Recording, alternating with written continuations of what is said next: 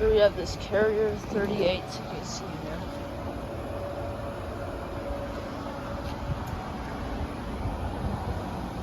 And to my surprise, this has a Bristol Benchmark reciprocating compressor.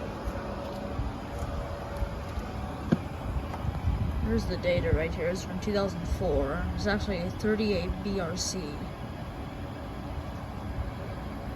And it's a 3-ton.